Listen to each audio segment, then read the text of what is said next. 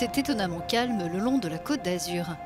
Alors que les yachts de luxe et les navires de croisière restent à quai, les bateaux de pêche artisanale continuent de sortir en mer.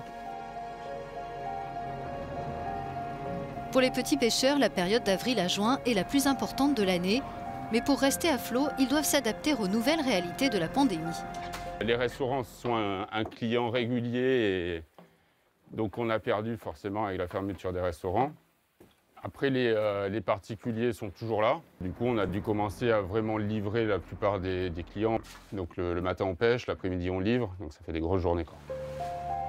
Ces pêcheurs disent avoir perdu environ la moitié de leur chiffre d'affaires, ce qui rend essentielle la livraison de commandes prises par téléphone.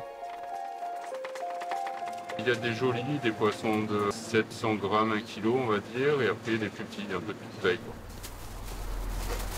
Livraison comprise, les journées de travail de ce pêcheur peuvent débuter à 4 h du matin pour se finir à 9 h du soir. Mais pendant la pandémie, maintenir des ventes peut aussi être vu comme un privilège. Dans certaines régions de Méditerranée et de la mer Noire, plus de 90% des petits bateaux de pêche ont dû cesser leur activité. Ça va Loïc, en forme, hein? Ouais. Ça s'est bien passé la pêche? Ça va. Ouais.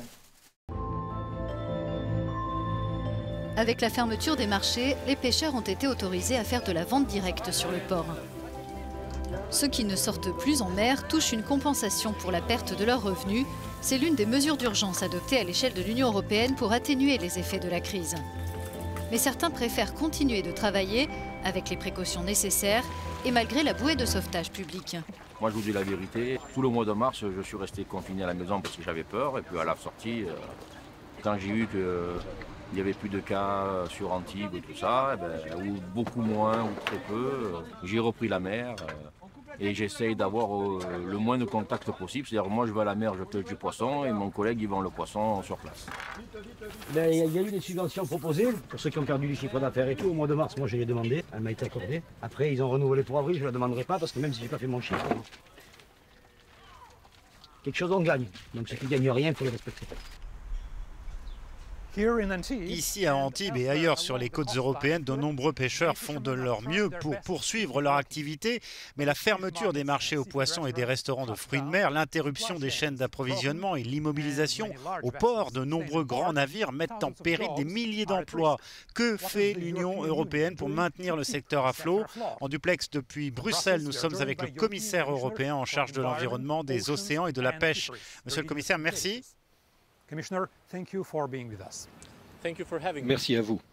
Quelle est la situation? Avec quelle gravité cette crise frappe-t-elle nos entreprises de pêche et d'aquaculture? Il est encore trop tôt pour tirer des conclusions définitives, mais ce qu'on peut dire, c'est que les entreprises de ce secteur sont déjà durement impactées. La demande en poissons frais a chuté de manière spectaculaire. Donc pour nous, il est très important d'aider le secteur pour que, quand le marché reviendra à la normale, il puisse retrouver son fonctionnement antérieur.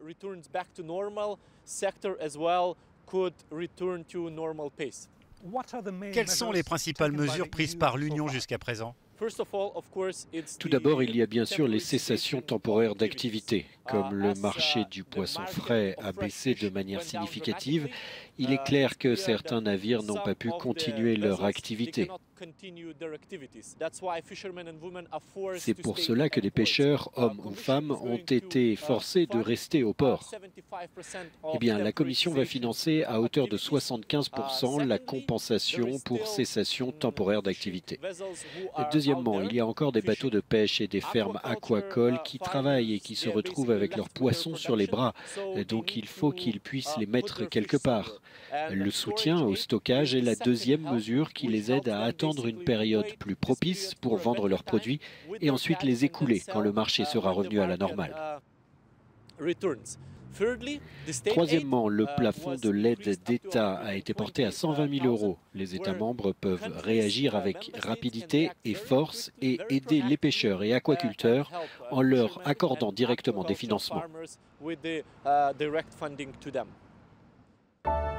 De nombreuses fermes aquacoles doivent vendre ou congeler leurs poissons quand ils ont atteint leur taille commerciale. Cette entreprise près de Cannes dispose d'une capacité d'élevage de 750 tonnes de bar et de dorade. Privée de sa clientèle de restaurants, elle vend aujourd'hui ses poissons aux détaillants alimentaires.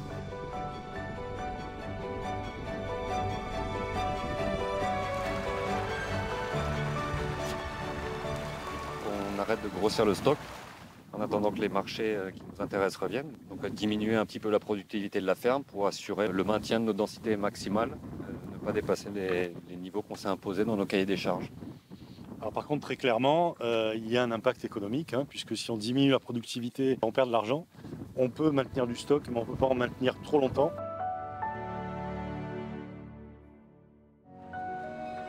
Comme le reste de la chaîne de valeur, les usines de transformation des produits de la pêche sont touchées par l'écroulement de la demande. Cette entreprise qui a perdu 80% de son chiffre d'affaires fonctionne avec une capacité très réduite, principalement pour approvisionner les restaurants locaux qui font de la vente à emporter. Sa direction s'inquiète pour l'avenir. Les employés sont à 80% au chômage partiel. On a environ 5-6 personnes par jour qui viennent travailler suivant l'activité qu'on a. Il y a des jours où ils vont faire 2 heures, il y a des jours où ils vont faire 3, des jours où ils ne vont pas venir du tout. Je pense que même après la reprise, on sera quand même impacté. On aura une baisse d'environ 50% du chiffre d'affaires. Ces poissons provenant de la ferme aquacole près de Cannes et transformés dans ce laboratoire sont au cœur d'un projet développé par le Comité des pêches des Alpes-Maritimes. Il est financé par le Fonds européen pour les affaires maritimes et la pêche et a pour objectif d'assurer le maintien de la chaîne de valeur. Ces poissons, une fois traités, sont livrés au restaurant de fruits de mer partenaire de l'initiative qui reste fermé au public, comme cet établissement du chef et formateur Stéphane Mizeau à Fréjus. Son plat du jour, dorade à la crème aux épices d'Asie, sera distribué au personnel soignant à l'hôpital local. C'est 100 repas, c'est 100 personnes qui vont manger comme si mangeaient dans mon restaurant, mais à l'hôpital, alors pour le travail. Les poissons, on les a cuits en 2 fois, on l'a cuit en filet et on l'a cuit en rosace, au four, donc c'est cuit juste avec de l'huile d'olive, du vin blanc. Et voilà, c'est ce que les gens vont manger aujourd'hui.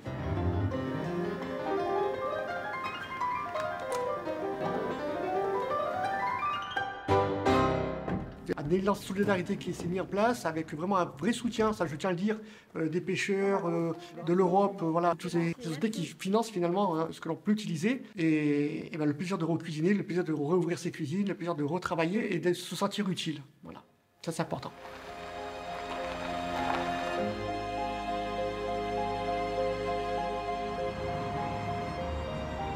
On est obligé de travailler, mais toujours avec le plaisir de pouvoir fournir des bons produits, de voir nos clients satisfaits tous les jours des produits qu'on leur vend.